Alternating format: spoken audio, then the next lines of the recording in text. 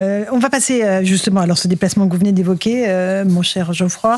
Écoutons François Bayrou, parce que les attaques contre les personnels pénitentiaires se multiplient. C'est visiblement des actions coordonnées, a priori venant des narcotrafiquants, selon Bruno Retailleau. Écoutez ce que dit François Bayrou, qui souhaite restaurer l'autorité de l'État. C'est forcément l'organisation de notre justice, de tout notre appareil pour identifier les gens dangereux, pour les mettre dans des situations où ils ne menaceront plus la société, et pour que l'autorité de l'État soit enfin respectée comme elle devrait l'être. Notre présence signifie que nous sommes absolument déterminés, et d'une certaine manière, ces attaques montrent que l'action du gouvernement et de l'État touche juste. Alors, on voit, comme à chaque fois, Alexandre Devecchio, ses déplacements de ministres devant les caméras, la François Bayrou, Gérald Darmanin, Bruno Retailleau. C'est un pour dire aux agents pénitentiaires, on ne vous lâche pas, on ne vous laisse pas tomber. Mais est-ce qu'ils ont du poids sur ce qui peut se passer, ce qui est en train de se passer ?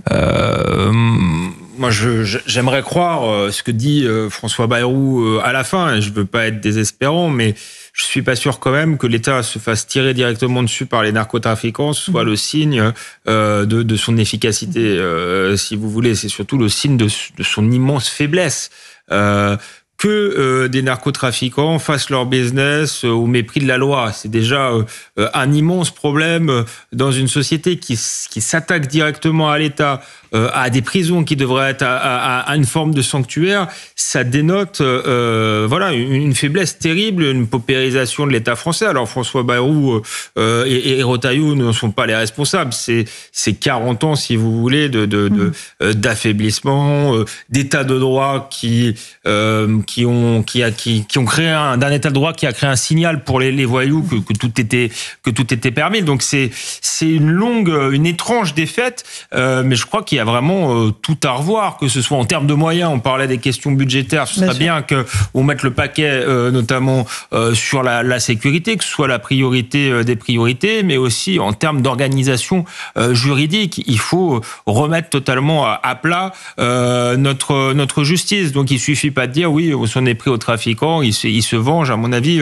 c'est un peu court. Et ce qui est très inquiétant, c'est que ça dure depuis 10 jours et qu'on n'a pas de piste. Donc ça aussi, c'est un signe de faiblesse. Alors, après, j'aimerais pas être à leur place. Ils peuvent pas non plus dire on est complètement démunis. Mais moi, en tant que citoyen, c'est ce qui m'apparaît. Et le parquet national antiterroriste enquête. On n'a pas de piste pour l'instant. Je vois le jeune. Et les personnels pénitentiaires sont désespérés. Ils demandent qu'on crée des zones quasi militaires autour des prisons pour des zones militaires. On en est là.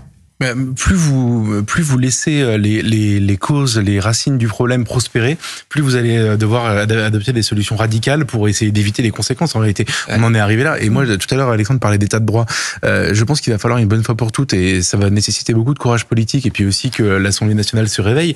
Il va falloir envoyer valser toutes les préventions des gens qui défendent l'état de droit. Aujourd'hui, défendre l'état de droit, c'est juste défendre l'état du droit, c'est-à-dire l'état dans lequel notre droit est à l'heure où on parle. Et en fait, il nous a complètement désarmés. Aujourd'hui, vous vous rendez compte que Mohamed Amra, par exemple, quand il s'est évadé et que les deux agents pénitentiaires ont été assassinés au parking au péage, pardon. À ce moment-là, pendant plusieurs jours, l'État pensait que c'était un petit trafiquant et qui nécessitait pas d'être spécialement surveillé. Moi, j'ai posé la question au ministre de l'Intérieur il y a quelques mois, quelques semaines, et je lui ai demandé mais comment on n'a pas pu se rendre compte de la dangerosité du bonhomme, et il m'a expliqué qu'en fait, en l'absence de parquet anti-narcotrafic, il n'y avait pas d'échange spécifiquement d'informations sur ce genre de bonhomme, et donc du coup à la fin il est gardé par deux personnes qui sont pas armées, et en fait c'est normal, c'est la norme. Donc aujourd'hui il va falloir changer ça, et il va falloir assumer de prendre les critiques et les hurlements même de la gauche pro état de droit, qui en réalité cache juste un amour de l'impuissance de l'État, pour pouvoir se battre à armes égales avec les trafiquants. Et pour l'instant c'est pas possible. Et ils ne nous font pas de cadeaux, les narcotrafiquants. Édouard Tétrault, là-dessus. Tout à fait d'accord avec Geoffroy. J'ajoute une chose, c'est que l'enquête regarde aussi, parce que les opérations sont tellement coordonnées, tellement remarquablement coordonnée qu'on se demande s'il n'y a pas aussi la possibilité d'une ingérence étrangère. C'est l'article du Canard enchaîné aujourd'hui. Ouais. Est-ce que c'est... on regarde de la même façon que la Russie avait beaucoup d'ingérence, de sabotage en Allemagne, en Europe du Nord récemment. Est-ce que c'est la Russie? Est-ce que c'est l'Algérie? Est-ce que ce sont les deux? Est-ce que les narcotrafiquants ont un si grand intérêt que cela de venir défier l'État, alors que ces deux puissances étrangères, oui? Ça ne retire absolument rien à ce qu'on dit Alexandre et Geoffroy, mais c'est un vrai sujet de vigilance. C'est exactement ce que disait Claude Moniquet, qui est spécialiste du terrorisme et des renseignements, qui était il y a quelques instants sur notre antenne. Écoutez-le. C'est un feuilleton sinistre. Ça a été rappelé ce matin, 65 établissements dans 30 départements français qui ont été touchés. C'est énorme, à ma connaissance, c'est du jamais vu sur cette échelle, et c'est un défi directement lancé à l'État. Et là, on pense à la Russie, on pense à l'Algérie, bien sûr. Alors la Russie, ça s'explique facilement.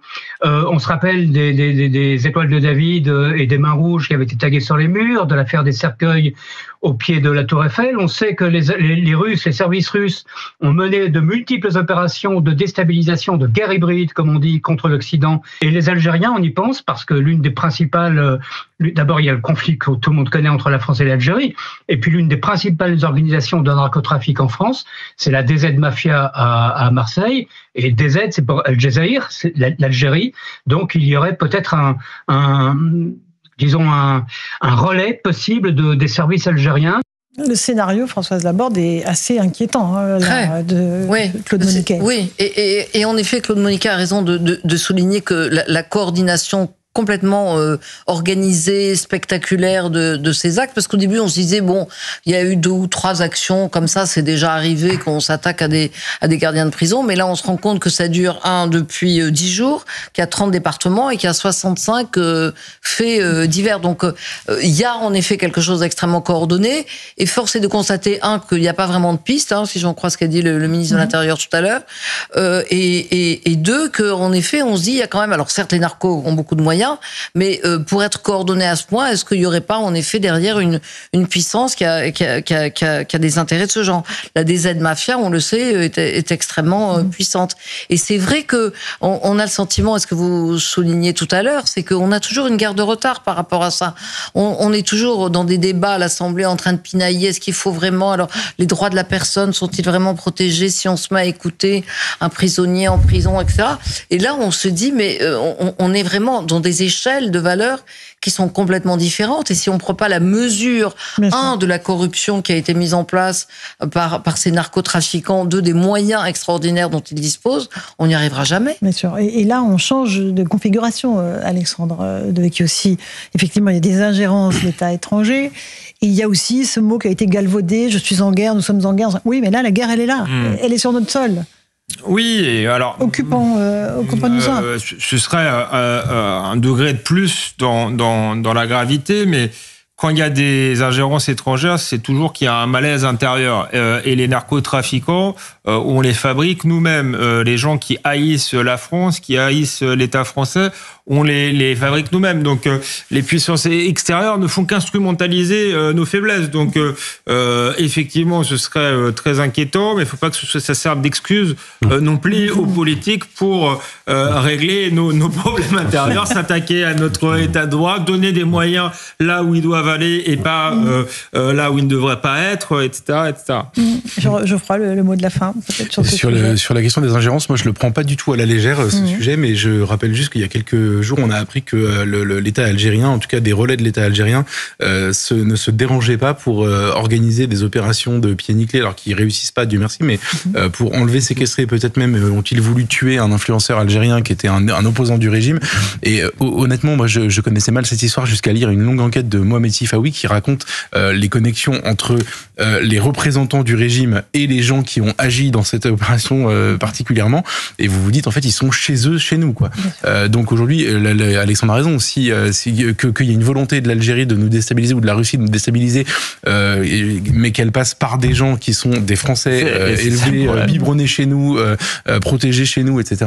Vous retombez sur le problème de l'immigration aussi, dont on n'a pas parlé, mais qui est aussi l'une des clés. Le narcotrafic se se développe souvent dans des quartiers où il y a majoritairement des immigrés qui ne se sont pas intégrés et qui voilà, où dont l'essentiel est intégré. On choisit l'économie parallèle. Françoise, dernier mot là-dessus Oui, tout à fait. Je pense qu'il y a en effet une urgence à se saisir de cette affaire, que vous employez le mot guerre qui est en effet, et qu'on a toujours l'air de découvrir au dernier moment que d'une part on n'a pas les moyens de nos ambitions et que les paroles sont un peu vaines. Donc espérons que le tandem aujourd'hui qui est entre justice et intérieur qui marche main dans la main change un peu des épisodes précédents où ils avaient plus tendance à se tirer dans les pattes que travailler ensemble. Donc voyons-y l'espoir. Merci beaucoup à tous d'avoir participé à Punchline aujourd'hui sur CNews et sur Europe 1. Françoise, je vous donne le JD News, comme ça vous aurez de la